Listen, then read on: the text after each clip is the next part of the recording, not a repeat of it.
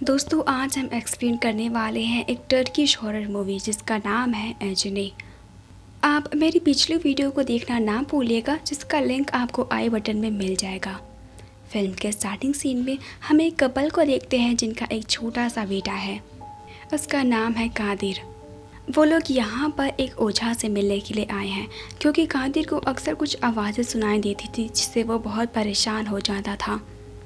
अंदर जाने के बाद वो ओझा इससे पूछता कि ये आवाज़ें तुम्हें क्यों आती है और वो तुमसे क्या कहती है, जिस पर से कादिर उन्हें ये बताता है कि उसकी बहन के गायब होने के बाद ही ये आवाज़ें उसे सुनाई दे रही हैं। वो आवाज़ें उससे बात करने की कोशिश करती है लेकिन कादिर उनसे कुछ भी बात नहीं करता। ओझा कादिर के सामने ये तो कह देते हैं कि ठीक है ये एक नॉर्मल बात है, लेकिन बाद में वो उसके पिता से ये कहते कि क्या कादिर के पास अभी किसी ऐसे इंसान का सामान है जो इस दुनिया में नहीं है, जिस पर से कादिर के पिता ये बताते हैं कि उन्होंने एक नन की ब्रेसलेट चुरा ली थी और वो भी उनके ग्रेवयार्ड से। उन्होंने उस ब्रेसलेट को उनकी बेटी के रूप में छुपाया था, जिसके चलते उनकी बेटी कुछ दिनों में गायब हो गई और साथ में वो ब्रेसलेट भी। होजा यहाँ पर उनकी मदद नहीं करना चाहते थे क्योंकि ये एक जिन की प्रॉब्लम थी और जिन को इनवाइट करना होजा बिल्कुल भी नहीं चाहते थे। वो अपने फैमिली को सेफ रखना चाहते थे। आगे वो होजा उन्हें ये भी बताते हैं कि कादिर को जो आवाज़ें सुनाई दे रही हैं वो एक अच्छे जिन की है क्योंकि वो उन्हें बचाना चाहती हैं, लेकिन बात करें उनकी बेटी की तो वो ओझा उन्हें नहीं बचा सकते क्योंकि वो एक बहुत बुरे यानी कि एविल जिन का काम है। खैर अब काफ़ी साल बीत जाते हैं और कादिर बड़ा हो गया था। वो अपनी एक गर्लफ्रेंड आसले से मिलने के लिए आता है जो उसे ये बताती है कि वो अपने गांव में जा रही है एक डॉक्यूमेंट्री शूट करने के लिए। आसले अपने बाकी के दोस्तों को कॉल करके ये बताती है कि वो यहाँ पर आ जाएं और अगली सुबह वो यहीं से उस गाँव के लिए निकलने वाले हैं। कादिर और आसले की बातों से हमें कि कादिर जिन से बात करता है। इतनी देर में वहाँ पर हाका और एमएल भी आ जाते हैं जो अगले सुबह वहीं से निकलने वाले थे। अगले सीन में हम एमएल को बाथरूम में देख पाते हैं जहाँ पर उसके पीछे एक एविल नेक खड़ी हुई थी जो सडनली गायब हो जाती है। क्या ये दिनन मूवी से आई है? क्योंकि ये बिल्कुल वैसे ही दिख रही है। खैर सुबह होने तक इस घर के सभी लोगों के साथ कुछ अजीब व गरीब घटनाएं हो रही थी और सुबह होते ही सभी लोग उस विलेज के लिए निकल पड़ते हैं। दरअसल ये विलेज एक अबैंडेड विलेज है। हाका ने उसी विलेज के एक आदमी उमर को बुलाया था ताकि वो उन्हें उस विलेज के बारे में कुछ बता सके।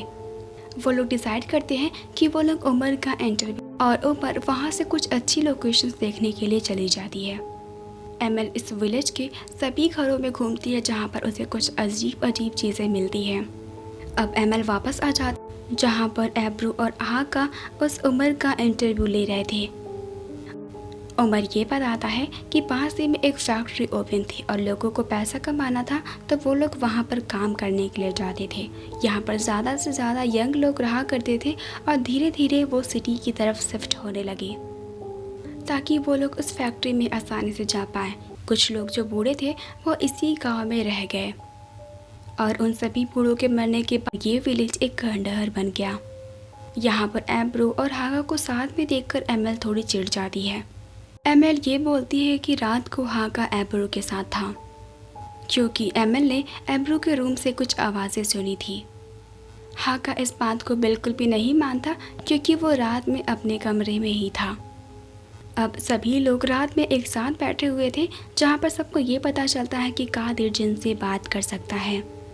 हाका यहाँ पर ये कहता है कि ऐसा हो सकता है क्योंकि उसके पास हमेशा डरावनी चीज़ें होती हैं।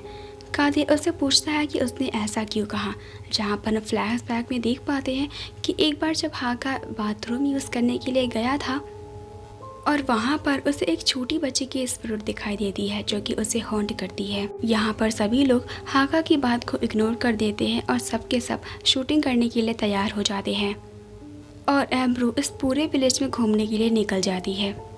इसके बाद एमल हाका के साथ में इस विलेज में घूमने के लिए निकल जाती है।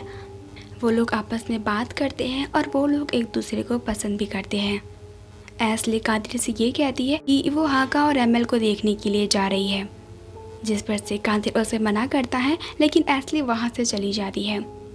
एस्ले को हाका और एमएल एक साथ मिलते हैं तब वो उनकी पिक्चर्स क्लिक करने लगती है, लेकिन तभी फ़ोन के कैमरे में उसे एक स्प्रिट भी दिखाई देती है जो कि वही नन थी। से वो बहुत डर जाती है और भागते भागते वो एक घर के पास पहुंचती है जहां पर वही नन उसे उस घर के अंदर खींच लेती है। उस घर में कुछ कैंडल्स चल रही थी जिससे वो नन अचानक से गायब हो जाती है, लेकिन फिर से वो नन वापस आती है और उसे हॉन्ट करने लगती है। और तभी एस्ले भागकर कादिर के पास आ जाती है और उसे सब कुछ बताती है। ये सुनकर कादिर बहुत गुस्सा हो जाता है। वो उसे सबको बुलाने के लिए कहता है, लेकिन फ़ोन में सिग्नल ही नहीं था। ऐसे वक्त में यही तो होता है।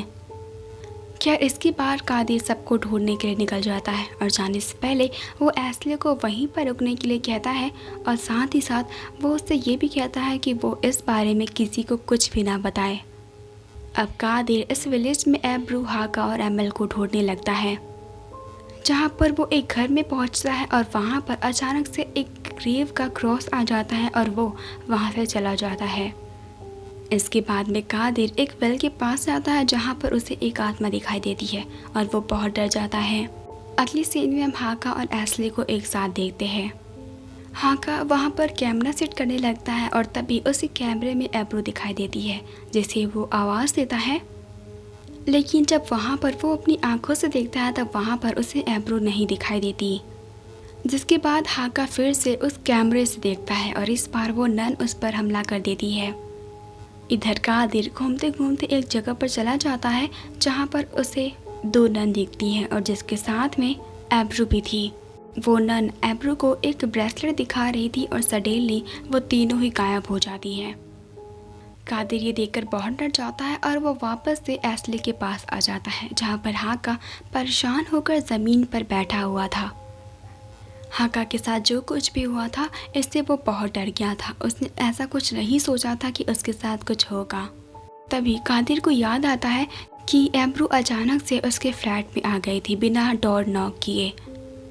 अब कादिर यहाँ पर एक लड़की ओस्लिम को कॉल करता है और उसे अपने घर पर भेजता है, जहाँ पर वो ओस्लिम को कैमरा चेक करने के लिए कहता है। और जब वो चेक करती है जहाँ पर एब्रू सीधा काजिम के डोर के सामने आ गई थी, ये उसने मेन डोर से एंटर ही नहीं की थी। और ये देखकर ओस्लिम डर जाती है। अचानक से ही लाइट का कनेक्शन चला जाता है और उसका फ़ोन कॉल भी कट जाता है। इस सीन में हम एमएल को देखते हैं जो कि अकेली थी। अचानक से ही वहाँ पर एब्रू आ जाती है और उस पर अटैक कर देती है। एमएल भागकर एक घर में छुप जाती है। उस घर में एब्रू आ जाती है और उसे चोक करने लगती है और यहाँ पर हम क्लियरली देख पाते हैं कि एब्रू उस जिन के कंट्रोल में है। इधर कादिर सबको ये बताता है कि उसने एब्रू को 2 स्पिरिट्स के साथ में देखा था। ये दोनों ही स्पिरिट फीमेल जिन थी और उन्होंने एब्रू को पोजेस्ट कर लिया है। कादिर यहाँ पर ये कहता है उसे किसी तरह एब्रू को बचाना होगा और वो सनसेट के डायरेक्शन को ध्यान में रखकर एक रिचुअल करता है।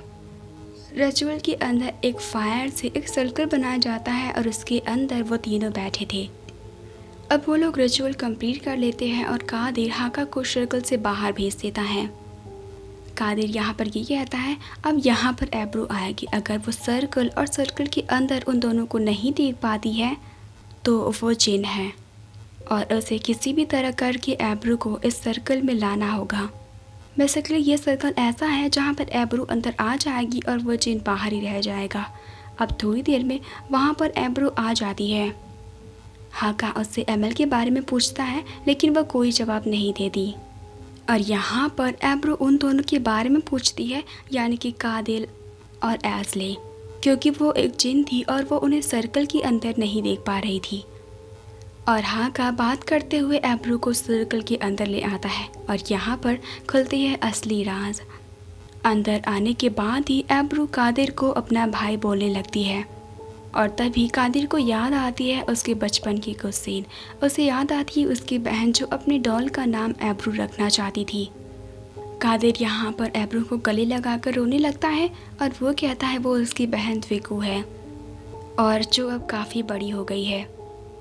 और इसी के साथ ये मूवी यहीं पर ख़त्म हो जाती है। दोस्तों अगर आपको मेरी ये वीडियो पसंद आई हो तो मेरे चैनल को सब्सक्राइब करके बेल आइकन को दबाएं ऐसी और भी वीडियोस देखने के लिए।